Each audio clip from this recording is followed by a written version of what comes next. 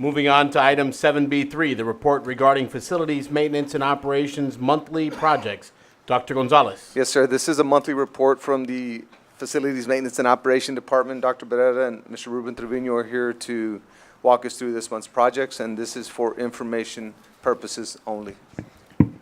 Yes, sir. This monthly report, we've got Mr. Ruben Trevino here at the podium, and I'll run the slide projector. Good evening. One of the first projects on the presentation is the completed project over at the McKay Baseball Field. That project is now completed. This report here is for the month of December with some of January in it because we didn't have the last January meeting. The next slide is the Library Services Training Room remodel. This was over at Crockett. This entailed relocating some of the staff workstations that were there to create a training area. Worked with Ms. Ann Vega on this. They put together the furnishings and the TVs. We went ahead and did all the upgrades inside the training room. The following slide is the two completed projects, the small portable that was relocated from here back to the Crockett area for IT. And the bottom picture, bottom left, is the Milam Elementary Portable. That's a screenshot of the inside of the portable, which is now being used for small group instruction that was needed at that campus. I have to add, the crew did an excellent job of refinishing the floor. Usually we put VTC tile on that, and they went in and sanded it and stained it a little bit, and it really brought out the natural wood and really gorgeous looking floor. Original wood floor from the portable. Very nice. Another ongoing project that we have right now is the whiteboard replacement project going throughout the district. We have Memorial 150 whiteboards, Alvarez 44, Lincoln 15. We have quite a bit of campuses that have been replaced already. These whiteboards are currently ordered and will be installed as soon as they come in. And we will continue the assessment district-wide with the additional campuses that need some additional whiteboards in the classrooms. Trustee Alvarado. Ruben, the projects that you talked about, which of them has your staff done and which are bidded out? Like the baseball field, your staff didn't do? We just oversee the construction on it. Okay, but the rest, like the whiteboards, is your staff installing them, or are we? On some of the whiteboards, we hire out, specifically like the Memorial Project, and that's going to take quite a bit of labor. We achieved some good quotes from some local contractors that are on our vendors list, and some of the smaller schools we do in-house. Okay. And depending on the time of the year, of course, it has some, a lot to do with it. Trustee Suarez.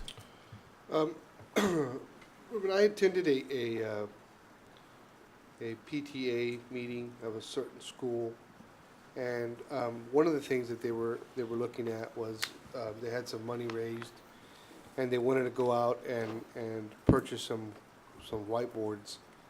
I knew that at the meeting wasn't the time to tell them that it's a working process, but my question is how do we communicate to principals to know that their school is up and coming or it's coming so that that message is delivered? Because as of now, they're trying to come together and raise money for that. Like I said, I didn't want to intervene at the meeting because I don't know the details. I know that as of last year, you've been replacing them because we've talked about this, but do we have a schedule so that certain principals know that it's coming to them? Currently, from the FMO side, we take care of the installation, the measurements, and everything needed to make the purchase. Business office has gone by several campuses and continues to go by the different campuses and meet with principals and see what their needs are. And therefore, once a meeting takes place, they will address some of the concerns that they have, and that is when they decide either to order the whiteboards or whatever their needs are. They have gone, I think, over through more than half of the district already, and are still continuing to go through a lot of the campuses. So that's handled through the business and warehouse side. Once that's purchased, then it comes over to us. Ruben, what's the life of a whiteboard?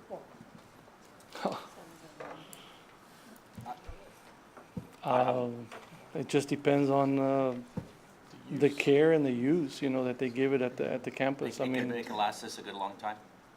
Okay. Ruben, just so that we're clear, the proper protocol when a school is wanting to do like the situation that Mr. Swat is in, would they reach out to FMNO? Would they reach out to the business side and say, we have an interest in purchasing these? Because I'm of the particular feeling that as the district, it's our responsibility to supply those, not of the booster clubs or the PTA organizations.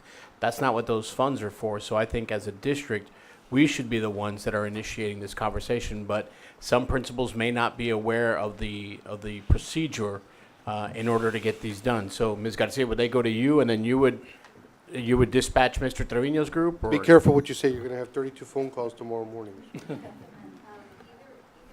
if we get the request first, we'll address it and we'll coordinate with purchasing warehouse and the construction and Mr. Trevino, to see what the best manner to address the project. Like you mentioned, some are installed in-house and others are outsourced. Oops, sorry. Okay, so, they could contact us at business office, business operations, Ms. Richards, or myself. Also, if Mr. Trevino hears of it first. However, it was my understanding, the intention for next year's, replacement schedule projects was to have a replacement schedule of the remaining campuses. But for that, we would be working with FMNO to identify which campuses are of a higher priority. But this year, we have been working based off of additional needs requests. Excellent. Ms. Okay. Garcia, do we have any idea how much money is needed to complete the project? I They're, mean, I have they're no clue. I have no they idea what vary. the cost. As you can see, they vary in amount of, it depends on the campus, how many, if some campuses may be in better shape than others. Others need a full replacement, so that's a little costlier. I think Memorial, Ruben, is about, what, 80,000 yes, for pretty close to the that. 150? I guess where I'm going with this, it's not Turnkey. anything, urgent or anything like that, but from my perspective, maybe Dr. Ibarra, we can ask the principals or whoever the right person is, I'm just a suggestion, or I don't mean, I should be saying to you, maybe get an idea of how many more we have, and then how much budget, how much it's gonna cost us, and we can figure out if it's gonna take us a year, 2 years to do it, or, I'm just curious, I mean, this seems like it's needed, right? So I just It don't wanna is. fragment it.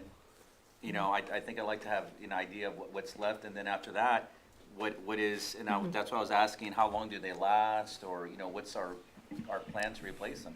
If my, Yes, sir. So one of the things that we're doing from the goal 3 standpoint of the strategic plan on facility priorities is working very hard to come up with that facilities educational master plan. And part of it is just that. We haven't nailed the number down yet. That's fine. But one of the things that we're doing is working with We're working. campuses. We've made some gains in replacement schedules for vehicles and HVAC systems and roofs and things of that sort. But when it comes to whiteboards, right now, it's kind of been as we work through the campuses and they come to us with additional need requests.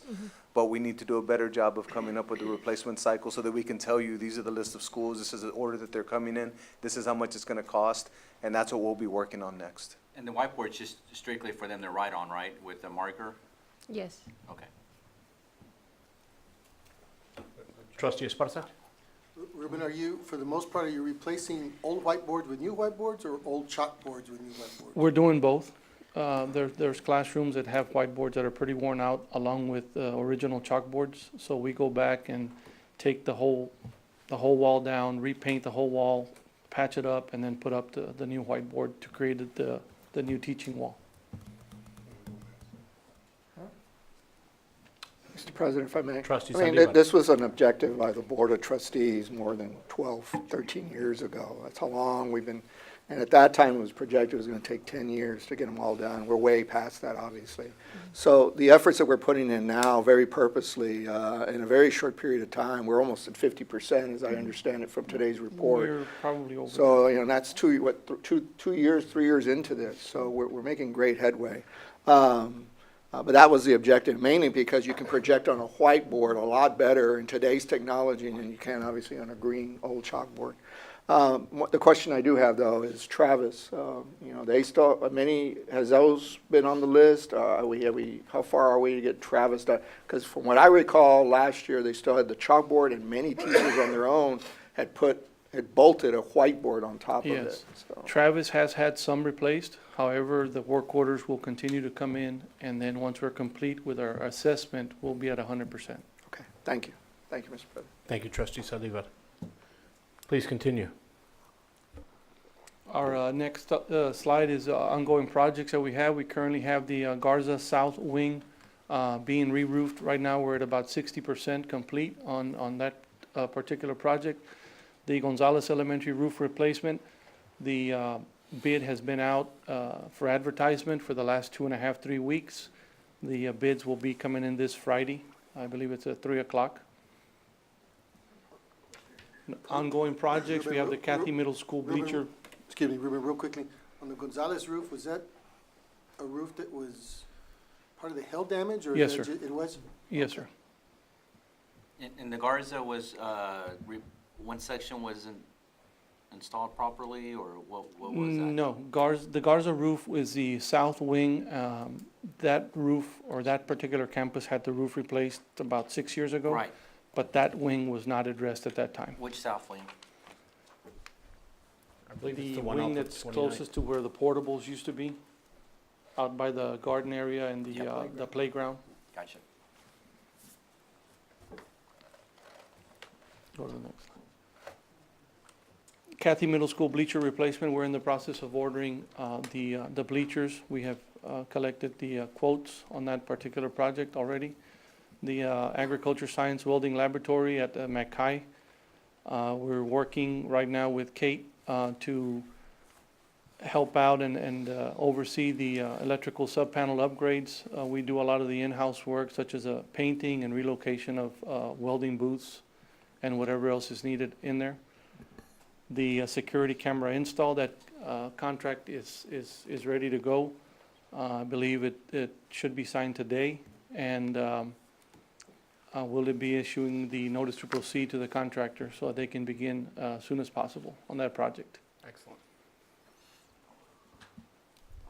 Roosevelt Elementary security entrance upgrade. As you can see on the picture, we have the installation of a reception window on the hallway section walking into the school, and the hallway window on the inside of the security doors. You can see the security doors to the left of the picture there, along with the office partitions.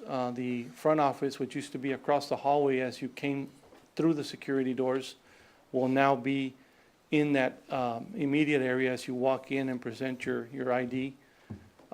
The only thing pending right now are the counters. Once we move the staff over to that room, the area that they're using now will currently be transformed into a data room for the school, for the campus. That's nice.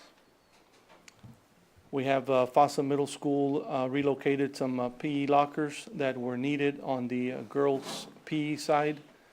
Also, the McHigh security HUD repair.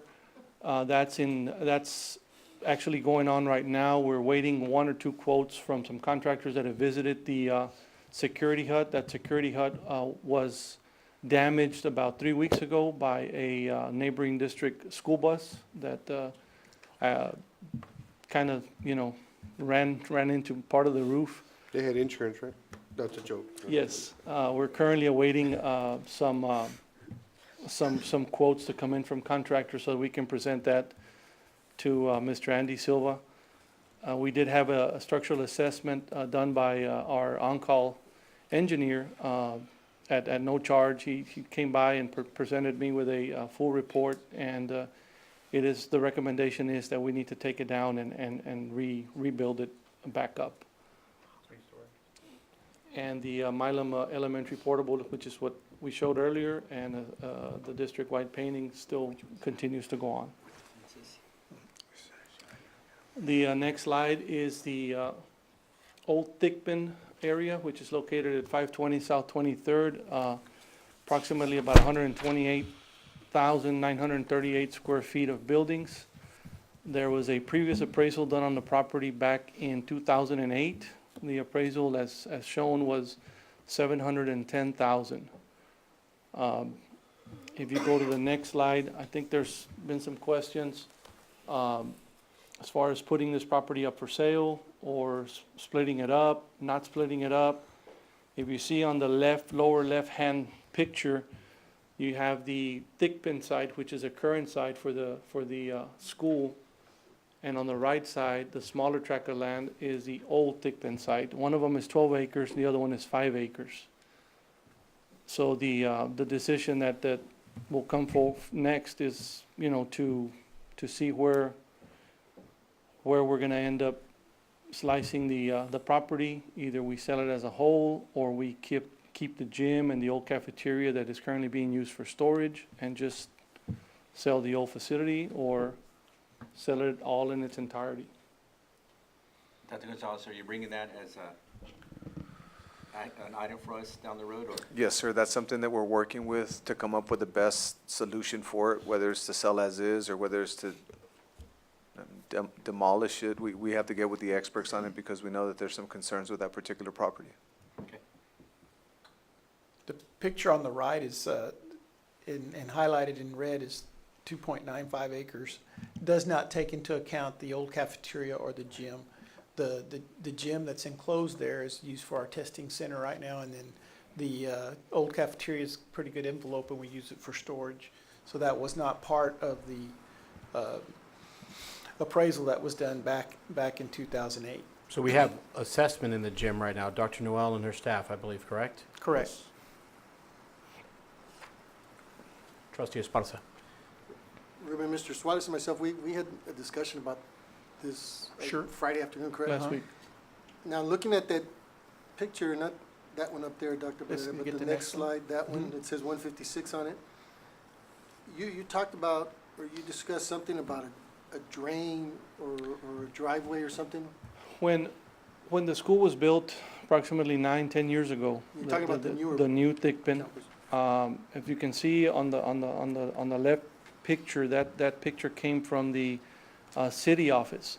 Those are two tracts of land, one being the 12, the other one being the 5 acres. When the school was built 9 years ago, on the right-hand side, you see the drive on the east side of the campus, right there where the cursor's at, right? That drive, and then along east of that drive is a detention area for the draining detention facility that's there for that current campus.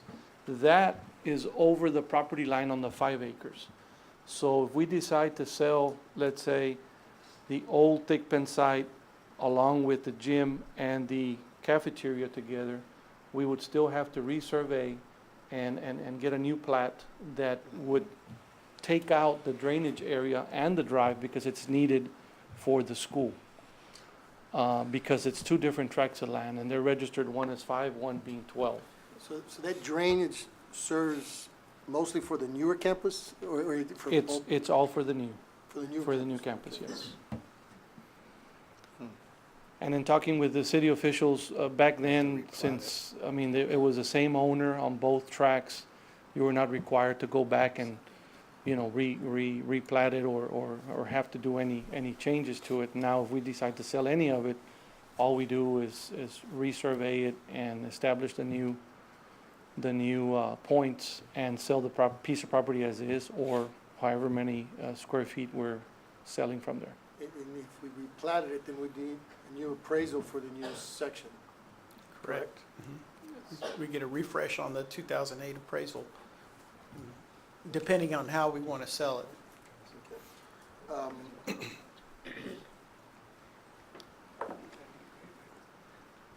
I guess, I don't know what the board wants to do, but I think it's important, because this school has been closed down, the main campus, for at least 9 years, you said, right?